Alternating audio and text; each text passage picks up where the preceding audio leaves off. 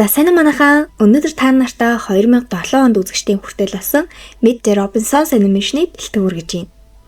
Бороотой бүрхэг орой нэгэн эмэгтэй асрамжийн газрын гадна үлгийдэг хүүхэд орхиод явж байгаагаар кино маань эхэлдэг.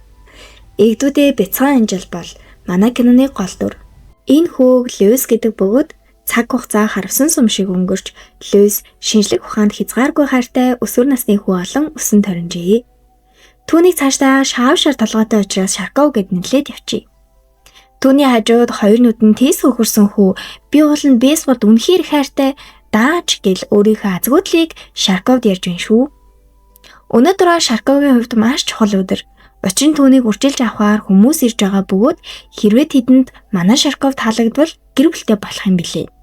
Гэхдээ энэ үргэлжлэлтийн уулзалт бол анх удаа биш ээ. Өмнө нь маш олон хүмүүс түүнийг үргэлжлэн авахар уулзалт хийдэг байсан ч ягаад ч манай Шарковыг үржилж авдаггүй байсан юм билээ. Уулзалтын үеэр өөрийн сонирхдаг шинжлэх ухаан, робот зохион бүтээх гээд ярьж өгтөл нөгөө хүмүүс нь чи спорт сонирхдаггүй юм уу гэдэг. Манай хүн ч эн чинь спортоос ялгаа байхгүй гээл хүүхдийн гинэн томоогүй цагаахан сэтгэлээр хариулаад өөрийн хийсэн бүрмэл талах хийх төхөөрөмж яаж ажилтгийг нь харуулах гэж байтал өнөөхөн дэлбрээд ядаж яхад нөхөр нь газрын тосны харшилтаа ож таардیں۔ Шарковыг дээвэр дээрээ гуниглаа сууж байтал асрамжийн төвийн эрхлэгч ирээд тэд чиний хачиртай талхыг идэж үзээг нь харамсалтай.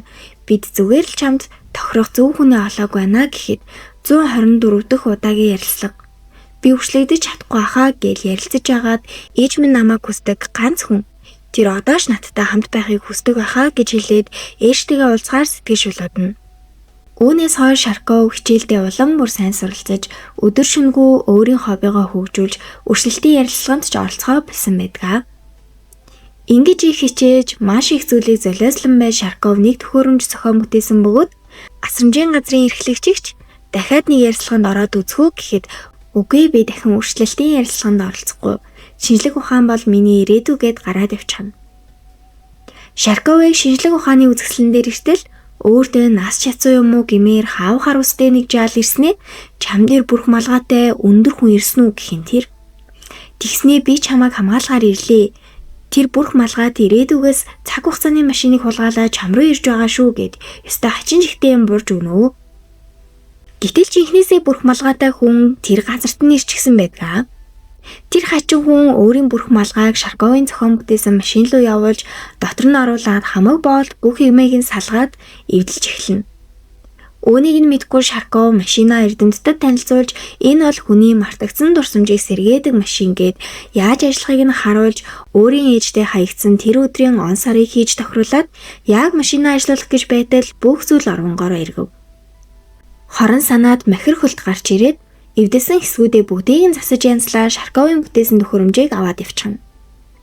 Хөөрхий хүү дээвэр дээрээ гарч ирээд ээжигээ төсөөлөн зурсан зургаа хараад гуниглаж байтал түүнийг март гэж байгаа мэд салхи хүртэл зургийг нь аваад алга болно. Уур нь хурж өөрийн шинжлэх ухааны тэмдэглэлийн дэвтрийг бүгдийг нь урж тастан базан шийдсэн чинь өнөөх хар үстэй жаал хаанаас ч юм бэрч гисэн өнөөх цаасыг нь зөрүүлээ шийдтiin. Тэгснээ чи буцаж очиод сая хийсэн дурсамж уншигч төхөөрөмжөө дахиад янзал. Чи намайг марцсан юм уу? Би бол ирээдүгээс ирсэн цагдаа нэтэр гэснээ нэг бичиг үзүүлдэе. Тэр нь тэгсэн чинь наран шаалгын купон байдаг за. Би ирээдүгээс ирсэн бас бүрх малгайтай залууч гэсэн ирээдүгээс ирж чиний дурсамж уншигч машиныг эвдэлсэн гэтэл Шарков би авьяасгүй учраас миний бүтээл ажиллаагүй юм гээд маргалдаж эхэлнэ. За яг уу би чамд ирээдүгээс ирсэн гэдгээ нотлвол чи тэр газарт буцаж очиод төхөөрөмжөө засах юм уу гэхээр Шарков за яг уу гэтэл түүнийг шууд дээврээс түлхээд унгаачихна. Галзуу юм хайшин ингэж бодтол нэг хийзүүл дээр унжглаа шүү. Тэр нь цаг хугацаагаар аялагч машин байхан тэрээ. Ингээд түүнийг аваад ирээдүрөө очино. Бяцхан жаал нүдэндээ ч итгэсэнгүй. Хар үст жаал чи одоо надад итгэж гин үү? Очиж дурсамж уншигч төхөөрөмжөө засах уу гэхэд үгүй би тэрийг засахгүй. Чамд цаг хугацаагаар аялах машин байхад би энэ машинаар ч л ээжтэйгээ уулзчихад болно штэ гэдэг. Шарков түүнээс жолоог нь булааж аваад би ээжигээ намайг хаяхыг нь болов голноо гэж тэр хоёр маргалдаж машины жолоог булаазалдаж байгаад газар дунаж асуулна. Хар үст жаалч яана би ингээд дууслаа. Энэ машин өрдөө хоёрхан ширхэг байгаа нэгийг нь бүрх малгайд хулгайлчихсан. Хэрвээ энийг аав ээж мэдвэл би ингээд дууслаа гэсний Шарковыг засаж өг гэхээ Шарков за яг уу би энийг засаж өгье. Харин чи намайг өнгөрсөн даваа очиж ээжтэй минь уулзуулж өг гэснээр тэд тохиролцдог. Энэ хооронд Бурх малгайд Шарковын төхөөрөмжийг аван нэг компанийн төлөөлөл удирдах зөвлөлд миний бүтээл гэж танилцуулж эхлэх бөгөөд хамаг юмыг нь зааж өгч байсан Бурх малгайд байхгүй болчихсон чинь төхөөрөмжийг ч яаж ажиллуулахаа мэдэхгүй бүтлгүүдээд хөөгдөд гарна. Тэр Бурх малгайгаа Дорис гэж дууддаг бөгөөд үнэндээ түүнийг удирдах хүссэн бүхний хийлэгдэг хамгийн хорон санаат нь энэ Дорис малгай юм билээ. Манай хоёр цаг хугацаагаар аялагч машинаа чирсээр харуулт жалын гэрт иртэл робот Дэн хүлээж авч Шарков өөрийгөө танилцуулан гар барих гэтэл байдгаараа ойрлоо цааш гүйчдэв. Тэр даруйд нь харуулт жаал түүний толгойд нэг сонин малгай зүйлгээд намайг танихгүй хүн гэртээ авч ирлээ гэд бөө юм болно. Нана төр зуртай байж вэ гэд сорогддог төхөөрөмжөөр дамжин алга болтол Шарков түүнийг сонирхож байгаад бас сорогдоод явчихдаг. Энэ үед харуулт жаал робот хоёр ярилцах бөгөөд манай Шарковыг ашиглаж өөрийн сүйтгэсэн юмнуудаа янзлуулах гэж байсан бөгөөд робот түүнийг ээжтэй нь уулзуулахаа яах гэж байна гэтэл зүгээр л тэгэд хэлсэн юм аа гэд тэгдэг. Жохон онцгой байгааз гэтээ яах вэ? Энэ жаал ийм хүүхэд биш шүү. Шарков орж ирсэн гаражаа хайж агаад харуултын өвөөдөө танилцаж түүнээс гараж хаанагааг асуудал гараж хайж байгаа нэрийдлэр харуулт жаалын гэр бүлтэй бүгдэндээ танилцаад авдаг. Яг сайн ажиллавал өнгөрсөнд манай Шарков дурсамж уншигч төхөөрөмжөө танилцуулах үед тэр үзэсгэлэн дээр байсан хүмүүс ирээдүйн харуулт жаалын гэр бүл нь болж таардаг. Бурх малгайд өнгөрсөнд очиж Шарковыг хайх бөгөөд асрамжийн газар нэртэл өрөөнийх нь хамтрагч жаалтай тааралдаж би тэрнийг хаана байгааг мэдгүй. Өнөөдөр надаас болоод бейсболын тэмцээнд баг нь ялагдаж багийн тамирчид намайг зодсон гэд байж байдаг. Бурх малгайд дээвэр дээр гарсны дараа харуулт жаал Шарков хоёрыг уулзсан гэдгийг олж мэдээд харуулт жаалаас хулгайлж авсан цаг хугацааны машина унаад ирээдүй рүү явна. Энэ үед харуулт жаал Шарковд аавынхаа талаар хэлж өгөх бөгөөд түүний аав нь энэ цаг хугацааны машин болон өөр бусад маш их зүйлийг зохион бүтээсэн маш гайхалтай хүн гэдгийг түнд ярьж өгдөг. Тэд эвдэлсэн цаг хугацааны машиныг янзарч дуусаад шалгатал дахиад л бүтлгүүднэ. Энэ хооронд Бурх малгайд ирээдүйд ирж тэрний хорон санаад Дорис малгай нь харуулт жаалын гэрт орж манай хоёрыг тагнах бөгөөд оройн хоолны ширээний ар Шарковын зохион бүтээж байсан нөгөө бүрмэл талахыг төхөөрөмжийг ашиглан тэд талахыг жийддэг болж таартай. Төхөөрөмжинд саадал гарсандоо Шарков түүнийг засгаар оролдох бөгөөд дахиад л бүтлгүүтнэ. Гэтэ энэ удаад хинч түүнийг зэмлэж хүсэл мөрөөдлийг нь үгүй хийсэнгүй. Тэд бүгд түүнийг хүн болгон алдаанаасаа суралцдаг. Алдаанаас суралцаж чадахгүй байсан бол өдийн энэ зэрэгтээ бид байхгүй байсан. Чи үнэхээр мундаг байлаа. Дараа улам сайжрах болно гэд бяцхан жаалд урам өгөн тэр. Ийхүү тэднийг баярлан хундаг ургаж байтал Дорис малгай дээр нь байрлах гэрлийн авжуурыг унгаах гэж байтал Бурх малгайд Дорис малгаандаа мэдэгдэлгүй нэгсэндээ сюрприз барина гэд үлэг гөрвлэн хөшөөг амар олчихсан байдیں۔ Тэгснээ Дорис надад маш их баярландаа нэтэргээд яг үнэндээ Дорис малгай нь юун баярлах эсрэгээр маш их уурлаж байгаа нь харагддаг. Ингээд манай залуус хорон санаад үлэг гөрвлийг болиулах гэж байдгаараа тэмцэлдэг бөгөөд эцэст нь манай Шарков ухааны ундрах юм чи үлэг гөрвлийг богино гартааг нь тооцоолж байшингийн буланд очиж зогсдол үлэг гөрвл түүнийг барьж чадахгүй бүтлгүүдэх үед харуулт жаал түүнийг аварч энэ бүгдийг Бурх малгайд хийгээд байгааг ойлгох бөгөөд үлэг гөрвл харуулт жаалыг идэх гэж байтал азар харуулт жаал үлэг гөрвлийг удирдах байсан жижигхэн Дорис малгайг унгаж орхидог. Бусд нь яаран ирж тэднийг зүгээрөө гэж асуухад үлэг гөрвлийг ялсан Шарков өнгөрч бид ёстой болгож өглөө гэж хэлэхдээ харуулт жаалын ээжигээ дуудчихсан тэр. Ингэж дуудсандаа гимшээ зогсож байтал ээж нь түүнийг тэрвэрч үнсээд тэгснээ чи энд үлдээж бид чамааг үргэж аммаар байна гэхэд Шарков зөвшөөрж бүгд баяр хөөр болов. Энэ бүгдийг харсан харуулт жаал түүний малгай гинэт авснаар гэрийнх нь бүгд сочролд орж тэрнийг өнгөрснөөс ирснийг мэдээд чи эндээс явж өөрийнхөө цаг хугацаанд очих ёстой гэж хэлдэг. Харуулт жаал гэрээхэндээ нэг цаг хугацааны машиныг Бурх малгайд хулгайлж нэгийг нь бие унаж яагаад эвдэлсэн гэд бүх үннээ хэлнэ. Шарков би тэгвэл өнгөрсөнд очиж ээжтэйгээ уулзаж болох уу гэхэд харуулт жаалын ээж хүүдээ ихэд уурлаж чи түүнд юу амласан гинэ гэтэл би тэрнийг хизээж биелүүлэхгүй ээжээ гэж хэлснээр манай Шарков уурлаж нэгэн зэрэг маш их сэтгэлийн шаналл амсаад яваад өгнө. Ганцаараа нулимсаа арчин суудал Бурх малгайд гарч ирээд би чиний мөрөөдлийг биелүүлж ээжтэй чинь уулзуулж өгье. Харин чи дурсамж уншигч төхөөрөмжөө засаж өгөхөд болно гэдэг.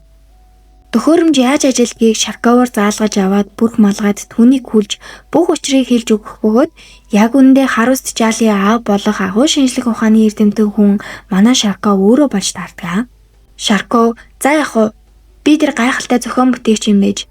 Тэгвэл та яагаад намайг хорлох гэж энэ бүгдийг хийсэн юм бэ гэхэд бүрх малгайд бол түүний асрамжийн газарт хамт байсан бейсбол тоглох туртай байн унтаж явдгаасаа болж багийнхандаа дандаа зодуулдаг байсан өрөвдөлтөй бяцхан жаалуулж таардаг. Тэр бяцхан жаал байн багийнхандаа адлагдаж түүнийг үрчилж авах хэн ч олдоогүй байхад Шарков өөрийн бүтээсэн дурсамж уншигч төхөөрөмжөөр Нобелийн шагнал хүртэж амжилтанд хүрсэн юм билээ.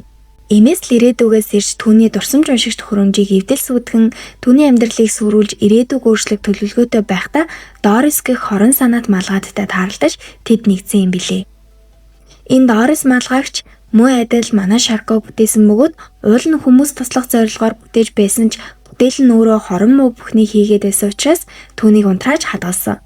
Харин тэр бүрэн унтраагүй байсан учраас манай Шарковоос өшөө авахыг хүссэн хорон санаатнууд ийхүү нэгдсэн юм билээ. Харуст жаал чи ирээдүг хэвэнд нь үлдээхийн тулд цаг хугацаагаар аялагч машиныг засах хэрэгтэй гин.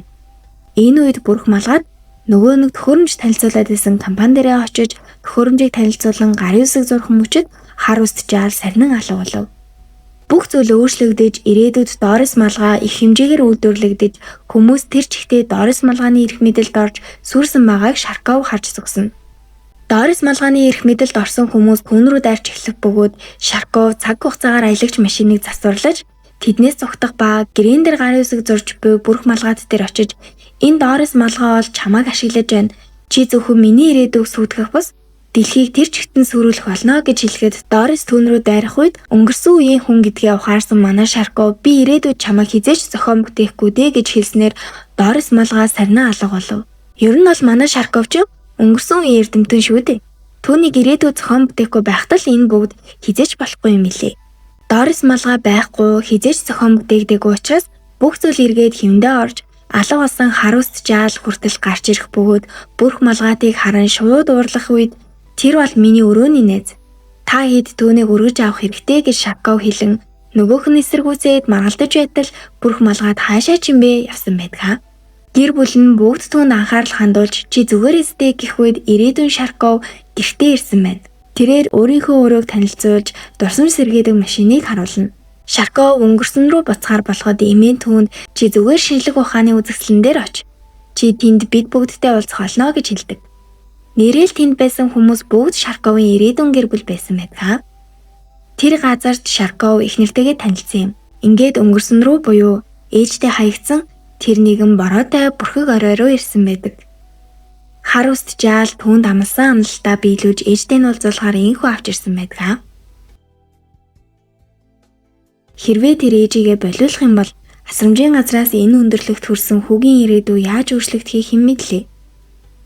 Ээжигээ явсны дараа асрамжийн газрын хаалгыг Шарков өөрөө дахин тогшиж чимээ өгөв. Түүний ирээдүй энэ бяцхан асрамжийн газраас эхлэлтэй гэдгийг Шарков ойлгосон юм. Шарков гүйж бейсболын талбай дээр унтаж байгаа бүрх малгайтыг сэрээж тэдний баг ялалт байгуулснаар түүний ирээдүй ч өөрчлөгдөв. Дурсамж уншигч төхөөрөмж амжилттай болж тэрээр гэр бүлтэйгээ дахин танилцаж хамгийн их хүсэн мөрөөдсөн бүхэндээ хүрч гэр бүлтэй болж бүх зүйл аз жаргалтай байгаагаар кино маань төгсдөг. За ингээд хүсэл мөрөөдөлтөө үнэнж байх гэр бүлийн үнцнийг мэдрүүлсэн маш гайхалтай анимашны бэлтгэн үргэлээ. Дараагийн дугаараар уулзтлаа. Түр бай бай.